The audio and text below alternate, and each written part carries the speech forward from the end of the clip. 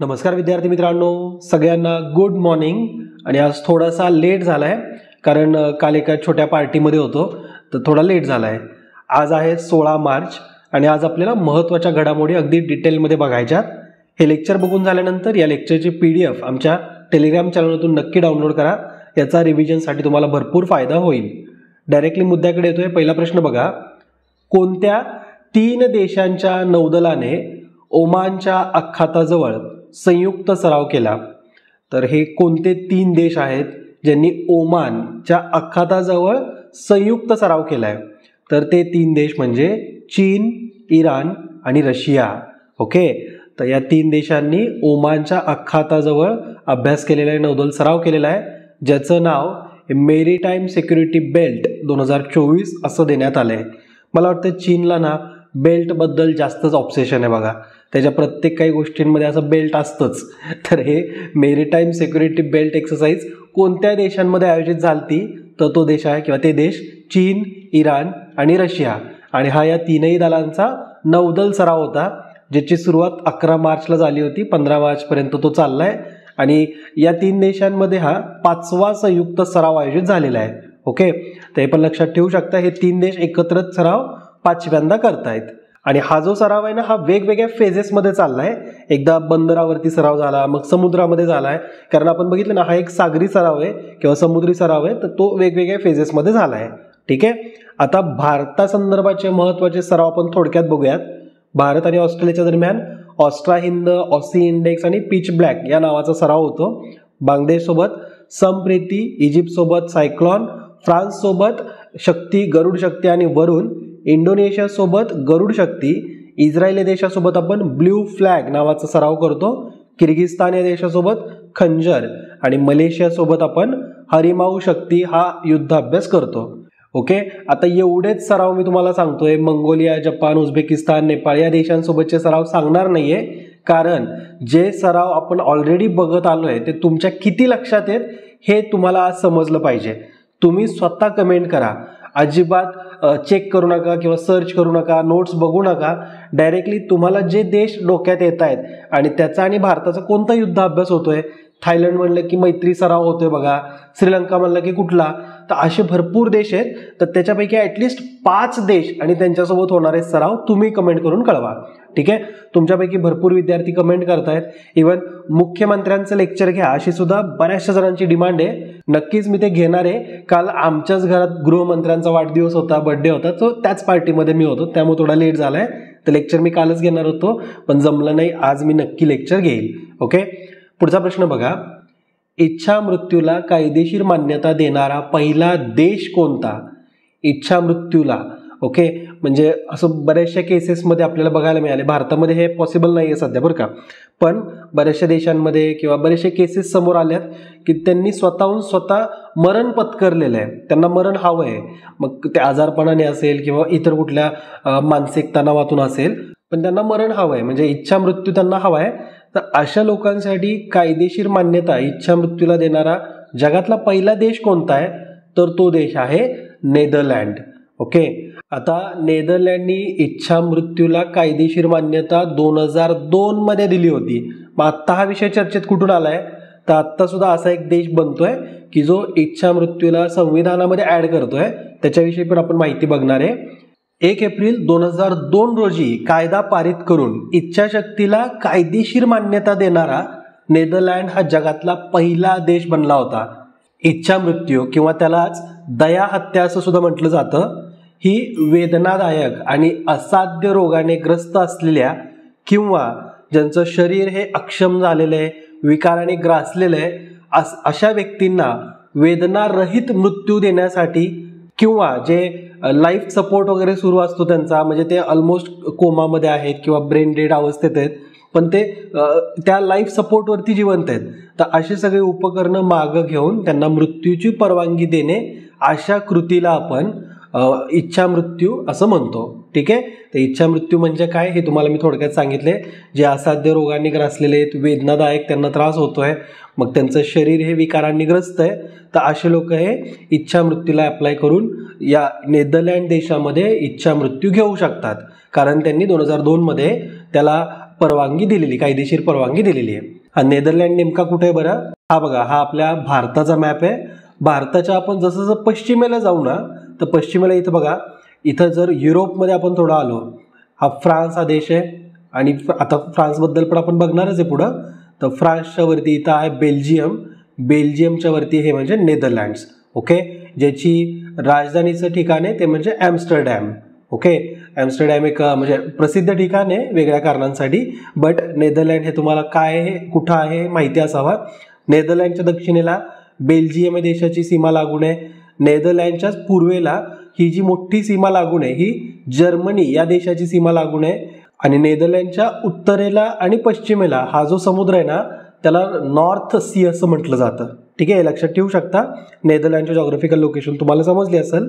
आत्ता हा जो फ्रान्स हा जो देश आहे, ज्याची राजधानी आहे पॅरिस, हा चर्चेमध्ये असल्यामुळं आपण इच्छा मृत्यूवाला टॉपिक बघतोय. हा विषय चर्चेत कुठून आलाय? तर फ्रान्सचे जे प्रेसिडेंट आहेत इमॅन्युएल मॅक्रॉन, तर यांनी help to die end of life या नावाचा कायदा बनवण्याची मागणी केली होती काही महिन्यांपूर्वी. आणि फायनली तो कायदा आता ते घेऊन आलेत. तर युरोपमधला हा फ्रान्स हा पुढचा असा देश बनलाय की ज्यांनी इच्छा मृत्यूला कायदेशीर मान्यता दिली आहे. ओके, त्यांच्या कायद्याचं नाव पण लक्षात ठेवू शकता, help to die end of life. ठीक आहे, हा फ्रान्स कुठे आहे तुम्हाला मी ऑलरेडी मॅपमध्ये दाखवला आहे. हा फ्रान्स. आणि फ्रान्सच्या जर तुम्ही आजूबाजूचे देश बघाल तर उत्तरेपासून बघा बेल्जियम आहे, त्याच्या खालोखाल हा लक्झमबर्ग, एकदम छोटासा देश आहे बघा. त्यानंतर इकडं फ्रान्सच्या पूर्वेकडं स्वित्झर्लंड या देशाची सीमा लागून आहे. त्याचबरोबर ही जी सीमा आहे ना, तर ही जर्मनी या देशाची सीमा लागून आहे. ओके, लक्झमबर्ग आणि स्वित्झर्लंडच्या मधली ही सीमा जर्मनीची आहे. त्याचबरोबर फ्रान्स या देशासोबत स्वित्झर्लंडच्या खाली हा जो देश आहे ना, तो आहे इटली. ओके, इटलीची सीमा अशी इथंपर्यंत पसरली आहे. तर याची इटलीची सीमा सुद्धा फ्रान्सला लागूनच आहे. मोरोक्को या देशाची सीमा सुद्धा फ्रान्सला लागलेली आहे. फ्रान्सच्या दक्षिणेकडं हा जो समुद्र आहे याला टेरिहेनियन सी असं म्हटलं जातं. फ्रान्सच्या पश्चिमेकडं बे ऑफ बिस्के आणि तसंच फ्रान्सच्या उत्तरेकडे इथं इंग्लिश चॅनल आहे, जो या इंग्लंडपासून फ्रान्सला वेगळा करतोय. त्याला इंग्लिश चॅनल असं नाव आहे. याच्यावरती आयोगाने क्वेश्चन विचारला आहे. याची लोकेशन लक्षात ठेवा, फ्रान्स आणि इंग्लंडच्या मध्ये असलेला हा इंग्लिश चॅनल. ठीक आहे, तर आय होप ही मॅप रिडिंगची पद्धत तुम्हाला आवडत असेल. तुम्हाला याच्याविषयी काय वाटते मला कमेंट करून कळवा. पुढचा मुद्दा बघा, समुद्रयान मिशन कोणी सुरू केले? समुद्रयान मिशन हे one of the most important mission आहे किंवा भारत सरकारचं एक इनिशिएटिव्ह जे की पृथ्वी विज्ञान मंत्रालयाने सुरू केलेलं आहे. पर्याय क्रमांक 1, अर्थ सायन्स मिनिस्ट्रीने हे सुरू केलेलं आहे. आणि ही मोहीम कशा संदर्भाची आहे? तर समुद्रयान मोहीम 2025च्या अखेरीस समुद्राच्या तळाचा शोध घेणार असल्याची पृथ्वी विज्ञान मंत्रालयाने माहिती दिली आहे. त्यांचा उद्दिष्टच ते आहे की आपल्याला समुद्र पृष्ठभागाखाली 6 किलोमीटर खोल पाण्याच्या पातळीचा किंवा समुद्राचा अभ्यास करायचा आहे. आणि त्या संदर्भात भारताचं हे समुद्रामधलं पहिलंच मोठ्या स्केलचं मिशन आहे. ओके, आपण जनरली कसं इस्रोचे मिशन ऐकतो की जे अवकाशासंदर्भाचे असतात, पण हे वालं मिशन हे समुद्रासंदर्भाचं आहे. याचं नाव लक्षात ठेवा, समुद्रयान मोहीम. ओके, आता भारताचं नाव ऑलरेडी एक इनिशिएटिव्ह आहे ज्याचं नाव आहे डीप ओशन मिशन, DOM. तर हे DOM जे आहे हे पृथ्वी विज्ञान मंत्रालयाच्या अंतर्गतच राबवण्यात येते, जे 5 वर्षांच्या टप्प्याखाली असणार आहे. आणि त्याच्यासाठी आपण 4077 कोटी रुपये खर्च सुद्धा केलाय. 2021 मध्ये या DOM ला मान्यता देण्यात आली होती, डीप ओशन मिशन. आणि याच डीप ओशन मिशनचाच भाग म्हणजे समुद्रयान मिशन. ओके, मग या डीप ओशन मिशनच्या अंतर्गत वेगवेगळ्या इतरही मोहिमा असतील, पण त्यातली एक मोहीम जी आता आपण राबवतोय ती म्हणजे समुद्रयान. ओके, हे लक्षात ठेवायचं. हे लक्षात ठेवल्यावरती काय होतं की तुम्हाला पूर्ण मुद्दा लक्षात येतो. असं फक्त हे समुद्रयान मिशन काय आहे आणि म्हणजे तेवढीच माहिती न घेता हे का सुरू केलंय, कुणी सुरू केलंय, कोणत्या मिशनच्या अंतर्गत आहे, ही पूर्ण माहिती तुम्हाला असायला पाहिजे. ओके, या आता समुद्रयान मोहिमेच्या अंतर्गत ना भारत हा मध्य हिंदी समुद्रामध्ये समुद्राच्या तळाला 6000 मीटर खोलीपर्यंत जाणार आहे, म्हणजे 6 किलोमीटरपर्यंत खोलीवरती जाणार आहे. आता हे जे मिशन आहे हे कोणत्या सबमर्सिबलद्वारे पूर्ण केलं जाणार आहे माहिती का? त्याचं नाव आहे मत्स्य 6000. ओके, मत्स्य 6000 या खोल समुद्रातील सबमर्सिबलद्वारे हे पूर्ण केलं जाणार आहे. ओके, आता हे मत्स्य 6000 नेमकं काय, तर भारताचं एक प्रमुख खोल समुद्रातील मानवी सबमर्सिबल हे आहे जे 6000 मीटर खोलीपर्यंत तळाला पोहोचणार आहे. आता या सबमर्सिबल मध्ये ना एकूण 3 क्रू असतील आणि ज्यांना ॲक्वेनॉट्स असं म्हणलं जातं. याच्यामध्ये मग त्या सबमर्सिबल थ्रू ते निरीक्षण करतील, समुद्राच्या तळाशी गेल्यावरती तिथलचा व्हिडिओ रेकॉर्डिंग करतील, ऑडिओ रेकॉर्डिंग करतील, वेगवेगळे छोटेसे सायंटिफिक प्रयोग करून बघतील आणि तिथून जे काही नमुने असतील तर ते सुद्धा लॅबमध्ये घेऊन येतील. तर अशा प्रकारचं हे समुद्रयान मिशन असणार आहे जे आपण 2025च्या शेवटापर्यंत राबवतोय. ओके, आता हे महत्त्वाचं का आहे, तर अशा प्रकारे ऑलरेडी मोहिमा ह्या अमेरिका, रशिया, चीन, फ्रान्स, जपान या देशांनी खोल पाण्यामध्ये यशस्वीपणे राबवलेल्या आहेत. ओके, अशा मोहिमांसाठी कौशल्य लागतं, क्षमता, आणि आपण भारताकडून जर अशा प्रकारे मिशन आपण राबवलं तर भारत सुद्धा या देशांमध्ये सहभागी होतोय. आपल्यामध्ये सुद्धा ती प्रतिभा आहे, कौशल्य आहे, हे आपण जगापुढे मांडणारच आहे. आणि त्याचबरोबर भारतीय वैज्ञानिकांकडे सुद्धा समुद्र तळासंदर्भाची आणखीन माहिती मिळू शकते. आता हा तर झाला प्रतिष्ठेचा, मानाचा आणि सायंटिफिक व्ह्यू वाला भाग. जसं की आपण या देशांच्या पंक्तीमध्ये जातोय, आपल्याला काही सायंटिफिक नवीन शोध लागू शकतील, पण खरं तर हे आपल्या इकॉनॉमीला बूस्ट करणारी ॲक्टिव्हिटी असणार आहे. ती कशी, तर न्यू इंडिया 2030 हे डॉक्युमेंट भारत सरकारकडून सादर करण्यात आलं होतं, ज्यामध्ये भारताच्या विकासाची 6 मुख्य उद्दिष्ट जारी करण्यात आलीत. त्यापैकी एक आहे ते म्हणजे ब्ल्यू इकॉनॉमी. ओके, मग ब्ल्यू इकॉनॉमीची जर रूपरेषा आखायची असेल तर त्याची सुरुवात अशा पद्धतीने करणं हे योग्य आहे. ओके, आणि या व्यतिरिक्त सुद्धा संयुक्त राष्ट्रांनी, युनायटेड नेशन्सनी 2021 ते 2030 हे 10 वर्षांचं डिकेड, हे डिकेड ऑफ ओशन सायन्स म्हणून घोषित केलेलं आहे. हे लक्षात ठेवा, एक्झाममध्ये याच्यावरती क्वेश्चन बनेल. येणारे राज्यसेवा संयुक्त गट ब मध्ये 2023 हे वर्ष कशा संदर्भात होतं किंवा युनायटेड नेशन्सनी काय म्हणून घोषित केलंय हे विचारू शकतील.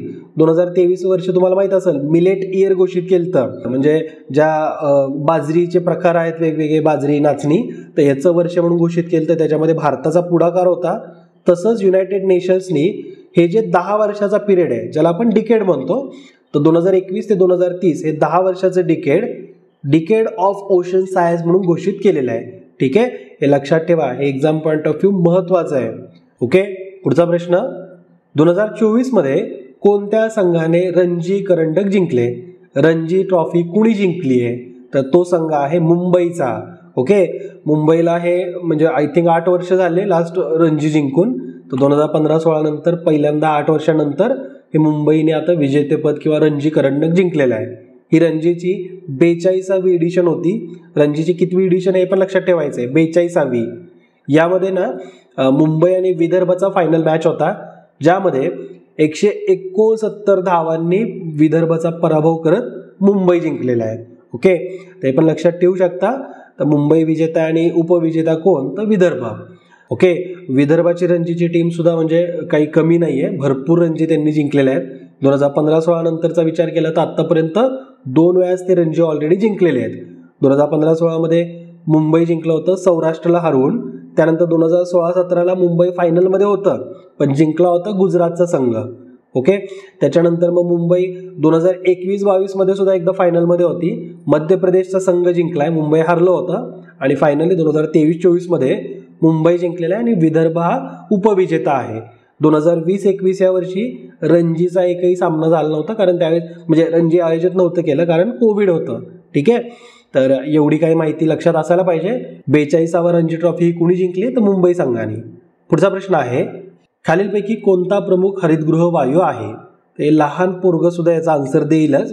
कार्बन डायऑक्साईड करेक्ट उत्तर आहे. आणि मी या प्रश्न आयोग या अशा क्वालिटीचा क्वेश्चन विचारले या एक्सपेक्टेशनने नाही टाकलेला. मुद्दा कुठला चर्चेत आहे याचा रेफरन्स देण्यासाठी प्रश्न विचारलाय हा. हरितगृह वायू प्रमुख कुठला आहे, तर तो आहे कार्बन डायऑक्साईड. ओके, चर्चेत हा विषय कुठून आलाय, तर फेब्रुवारी 2024 मध्ये जागतिक समुद्राच्या पृष्ठभागाचं तापमान म्हणजे सी सरफेस टेम्परेचर SST म्हटलं जातं त्याला, ते 21.06 अंश सेल्सिअस आहे, जे 1979ची जर तुलना करून बघितली ना तर त्या आकडेवारीपेक्षा सर्वात जास्त आहे. ओके, म्हणजे आपल्याकडं 1979 पर्यंतची सगळी आकडेवारी आहे, त्याच्यामध्ये सगळ्यात जास्त टेम्परेचर सी सरफेस टेम्परेचर म्हणजे समुद्राच्या पृष्ठभागाचं जे तापमान आहे हे आत्तापर्यंतचं सर्वात जास्त नोंद करण्यात आलंय फेब्रुवारी 2024चा. आता हे SST म्हणजे सी सरफेस टेम्परेचर वाढण्याचं कारण काय? पहिलं कारण तर ऑब्व्हियस आहे माणसाने जे 19व्या शतकामध्ये औद्योगिक क्रांतीची सुरुवात केली आहे आणि त्याच्यामधून मग आपण जीवाश्म इंधन जे जाळतोय तर याच्यामुळे पर्यावरणामध्ये हरितगृह वायूंचं उत्पादन किंवा प्रमाण खूप वाढत चाललंय आणि त्याच्यामुळे ग्लोबल टेम्परेचर राईज झालेलं आहे. कार्बन डायऑक्साईड असेल, मिथेन, ओझोन, नायट्रस ऑक्साईड हे काही असे ग्रीन हाऊस गॅसेस आहेत की जे वातावरणात उष्णता अडकवतात आणि ग्लोबल वॉर्मिंगला हातभार लावत आहेत. जगामध्ये जे औद्योगिकरण झाले त्याच्या पूर्वी जे काही सरासरी तापमान होतं त्या तुलनेमध्ये आत्ता तापमान वाढ ही 1.2 अंश एवढी आहे, म्हणजे 1.2 डिग्री सेल्सिअस एवढी आहे. ओके, दुसरं महत्त्वाचं कारण म्हणजे जे महासागर किंवा जे समुद्र आहेत ना तर ती ही उष्णता शोषून घेत आहेत. हे जे ग्रीन हाऊस गॅसेस आहेत त्यांच्यामुळे जी निर्माण झालेली उष्णता आहे तर त्याच्यापैकी 90% उष्णता ही आपल्या महासागरांमध्ये शोषली जाते, ज्यामुळं मग दरवर्षी काही ना काही टेम्परेचर राईज या समुद्राच्या पाण्यामध्ये बघायला मिळते. ओके, म्हणजे तुम्हाला एक गोष्ट लक्षात आली का?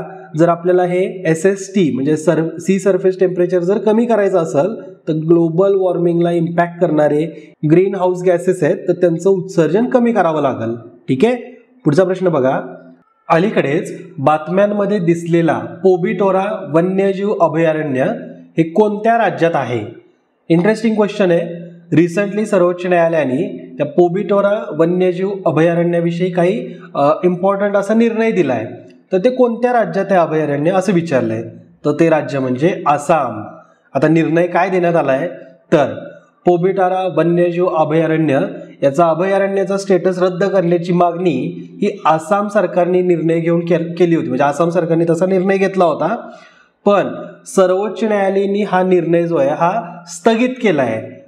ओके, आता हे पोबिटोरा नेमकं कुठं आहे मी तुम्हाला मॅपमध्ये दाखवतो. हा बघा आपला भारत आणि भारताच्या आपण ईशान्येकडची राज्य जर बघितली, जर इथं तुम्ही बघाल तर हे गुवाहाटी आणि गुवाहाटीमध्येच असलेलं हे पोबिटोरा वाईल्ड लाईफ सँच्युरी.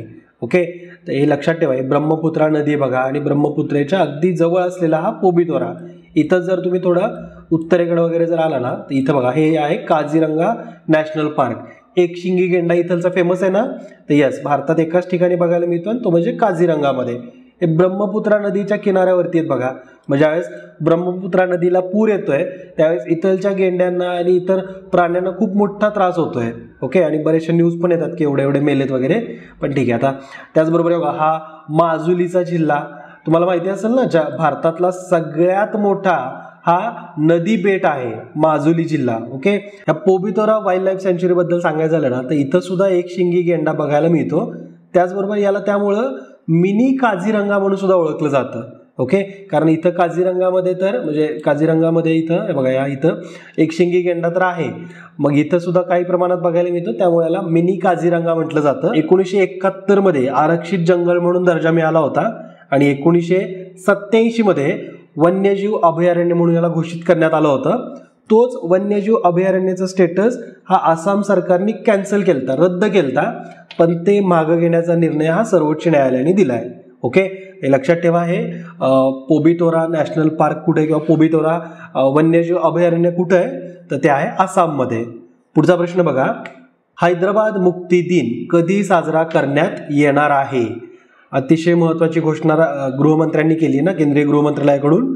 तर 17 सप्टेंबर हा दिवस आपण हैदराबाद मुक्ती दिन म्हणून साजरा करणार असं गॅजेट आलेलं आहे केंद्रीय गृहमंत्रालयाकडून. ओके, महत्वाचा निर्णय आहे ना, तर हो 17 सप्टेंबर 1948ला तेलंगणा, मराठवाडा आणि हैदराबाद, कर्नाटक यांचा समावेश असलेलं हैदराबाद संस्थान हे भारतीय संघराज्यामध्ये विलिनीकरण करण्यात आलं होतं.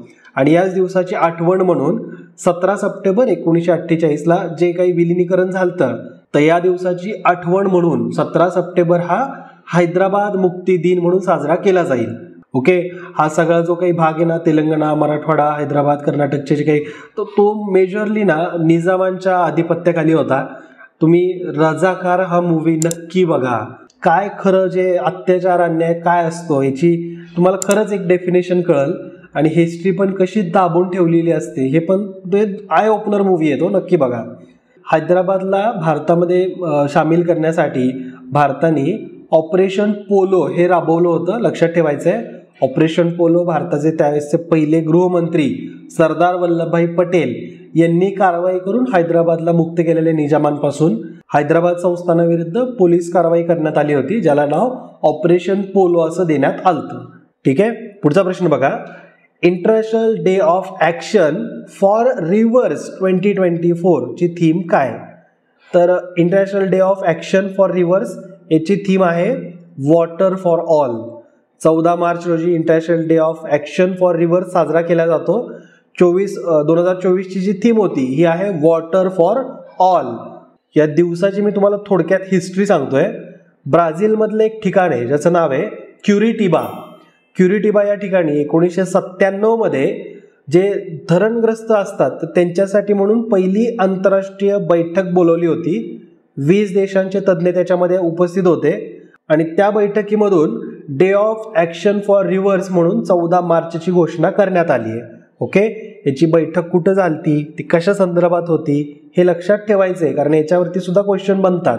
पर्यावरणाच्या दृष्टिकोनातून संवेदनशील जलस्रोत, नद्या, पाणलोट क्षेत्रांचा ऱ्हास रोखणे हे उद्दिष्ट या दिवसाचं आहे. म्हणजे या दिवसाच्या माध्यमातून अशी जनजागृती करायची की आपण जलस्रोत, नद्या, पाणलोट क्षेत्र यांचा ऱ्हास होऊ देणार नाही, त्याच्यासाठी आपण कार्य करू, म्हणून हा day of action for reverse आहे. ओके, तर लक्षात ठेवा 14 मार्च ही डेट आहे ती. तर या लेक्चरच्या माध्यमातून आपण भरपूर इन्फॉर्मेशन आज बघितलेली आहे. थोडासा माझ्याकडून लेट झाला, त्याचं कारण मी ऑलरेडी सांगितलं आहे, त्याची माफी पण मी तुम्हाला मागू इच्छितो. सगळ्यांना त्याच्याबद्दल सॉरी, पण लेक्चर व्यवस्थितपणे बघितलं आहे तुम्ही, याच्याबद्दल धन्यवाद. आणि मी तुमच्यापर्यंत आज मुख्यमंत्र्यांचं लेक्चर हे घेऊनच येईल. ठीक आहे, तर भेटू त्या लेक्चरमध्ये. हसत खेळत अभ्यास करा, हेल्दी फूड खा आणि आईवडिलांची काळजी घ्या. जय हिंद, जय महाराष्ट्र. धन्यवाद.